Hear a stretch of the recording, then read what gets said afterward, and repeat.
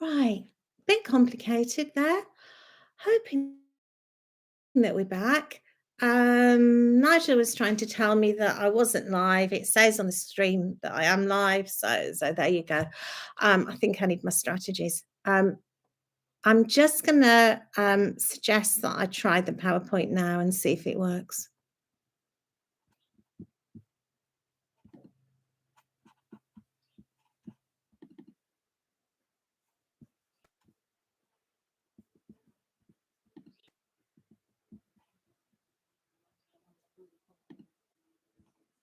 And I'm hoping that you can see the PowerPoint.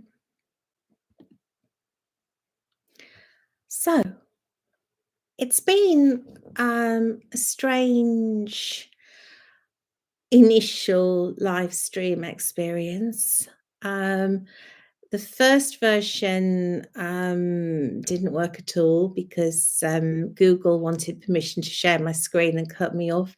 The second version, it looked as though I was live, but Nigel's there controlling his in the background and it says it's waiting for you. It says it's waiting for you. So I've actually got to the stage now where I really could do with the strategies that I prepared to share with you today.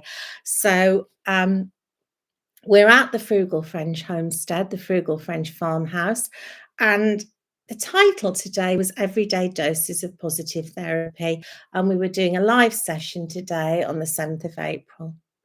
Bonjour, bonsoir, and welcome to some time away from a busy, stressful day. And the strategies that I'm giving you today are the ones that I say, for example, have needed whilst doing this live stream on YouTube.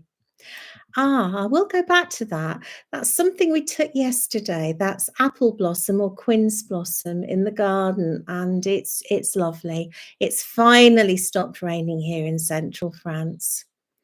If anybody's on the channel and has any questions, if you write them in the comments, then we can work through them together at the end. So this is about calming down and those sensory strategies for stressful days. And one of the writers I very much like about mindfulness is Lauren Roach and Camille, his wife. And their approach to mindfulness is very much about multisensory, going outside, looking up at the sky, listening to what you can hear, feeling as though the raindrops might be falling. And it's that. So I've taken inspiration from them today. And this is very much about regulating your reactions and melting away tension. There we go. Looking and visualizing. So we're starting off with the first sense, which is vision, and thinking about how what we look at helps us in our emotional reaction, in helping us to be calm. And the quick tips that I'm sharing with you today are having a photo ready on your phone and looking at it closely. Or if you have a short video, perhaps of a walk in the woods or looking at a stream, that might be even better. I think it was last summer, Nigel walked up the track beside the house here and took a photo of as he walked along. There were amazing butterflies rising up. We have a whole little film of butterflies, which is lovely. If you've got something like that, then that's the thing to look at. Have something ready for if you need it. Some of us are more visual than others. It doesn't really matter. Of course, it can be something more abstract. A mix of green or turquoise colours can work very well. Here I put some up for you to look at. Images of sea and sunset and trees work very well. And remember that you can do a quick search for images on a search engine or on Pinterest. And technology can support us at these stressful times. If you're able to have your phone out wherever you are, nobody knows what you're looking at. You can look at something that's relaxing. This is where I imagine that I go to. It's a sort of glorified shed come studio.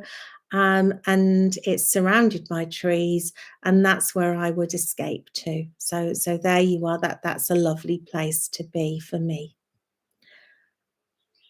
Right, hearing, listening, listening to music. It can be birdsong, it can be listening to whatever works for you, but today I'm saying music.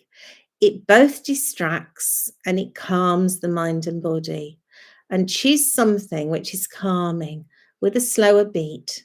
If it's a song, maybe not sad words if you're feeling, a little bit anxious. So it's about relaxing while listening, letting your gaze go soft. We can't always close our eyes, but what we can do at these times is actually just almost let things blur. I'm doing it now, just letting things blur. Let your eyes, let that go soft. Focus on the rhythm and do a quick body scan to check whether there's any sign of tension. I'm feeling quite tense after the fandango, getting the live stream going today. So it's that shoulders. Yeah, my shoulders are tense, my neck's tense, my jaw's tense, and those are often the signs of tension. It's dealing with them.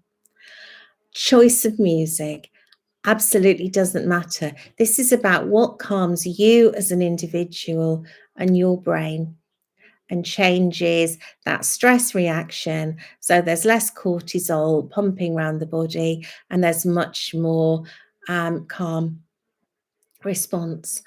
I once read, and I can't find the reference, that the adagio from Spartacus, Cacciaturian, is supposed to be very calming.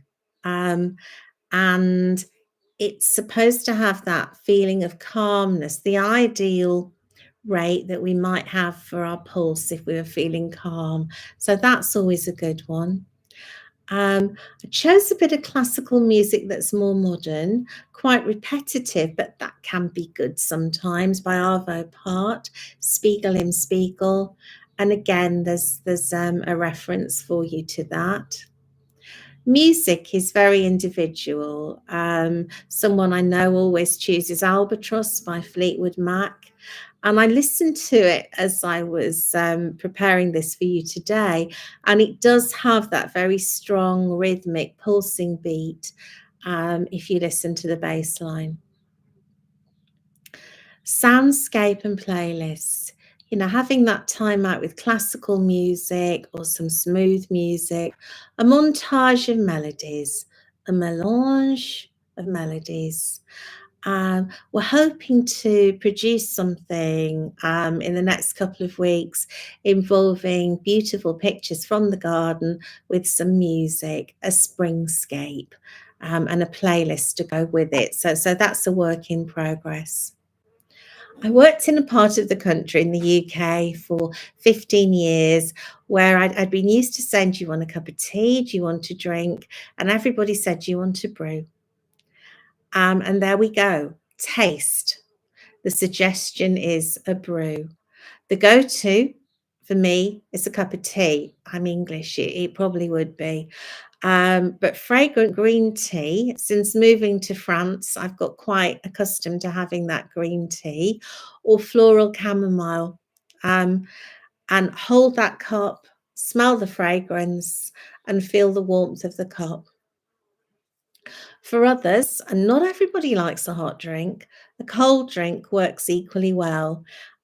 If you can manage it, I'd say have a drink with bubbles in. I've got one here next to me, some fizzy water with a little bit of lemon. And I'm just looking at it and I can see the bubbles rising. That straight away draw my attention from all of you and onto something outside of my train of thought.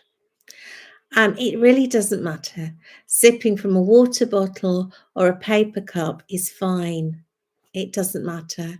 And when we're stressed, we know that our digestive system slows down, actually stops sometimes if we're very stressed. So I'm suggesting a drink rather than mindfully eating raisins or an apple or anything like that. Chewing gum is good. for those who like it, as it relaxes the jaw. But gum and chewing gum tends to be a love-hate thing. Okay. The next sense for our sensory stressful strategies is the sense of touch. And that cool, cold water sensation on your hands. And again, that very, very cold water pouring onto your hands. If you're feeling very, very anxious, it can break that cycle. If you have hand cream in your bag, then put it on, but make sure that while you're putting it on, you massage it into your hands. Hold something soft and comforting, e.g. the corner of a scarf. That can work very well. If you're at home, wrap yourself in something that feels good. It might be it's a duvet with that warmth and that gentle pressure on your skin. And close your eyes and imagine being hugged. We all can do with a hug when we feel a little bit stressed out. So here are some sensory photos from the garden. I've put them there for sense of smell, because of the lavender, but actually it's rather nice to look at as well. It's where I've been this afternoon, trimming that very lavender that you're looking at now. So touch, taste and vision, and having something to look at which brings you out of you that fixed mindset into something different. So smelling the oil of lavender. Clary sage is a good one. I discovered clary sage many years ago when I was quite stressed at work. And I read it was the go-to essential oil for panic attacks. I have no idea if that's the case or not, but I've always kept a bottle of clary sage at home. Rose oil, for those of us that are able to afford it, it's a very, very expensive oil, rose oil. Or a sprig of fresh herbs.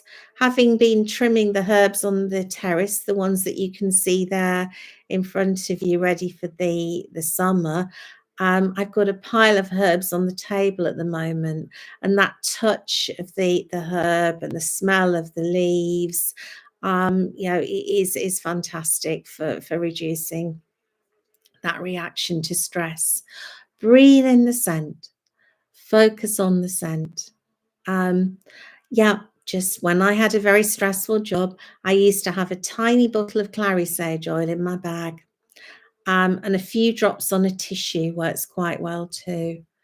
I always put a few drops on a tissue when I'm going on a flight, lavender, geranium, or clary sage. So I've got that with me. And again, it's individual. That scent of coconut oil or a special perfume, something that helps you drift away back to a holiday on a beach or a summer's day. Those are all things that make the difference. I have a very old-fashioned lavender perfume in the cupboard, which my grandmother liked, and I find that quite calming. The lavender perfume. Okay, so let's go back to that one. I'd rather look at that picture than the post-it notes. When we're feeling stressed, and you'll all have seen that I was feeling quite stressed at the beginning of this live stream today, it's good to have, right, what can I do to break out of this? Well, I could look at something. I could look at a picture on my phone. I could smell some oil. I could have a drink of tea if I'm able to, or a drink of water from my water bottle. That would be good. I can maybe put my cardigan around me, or I can put a jumper on.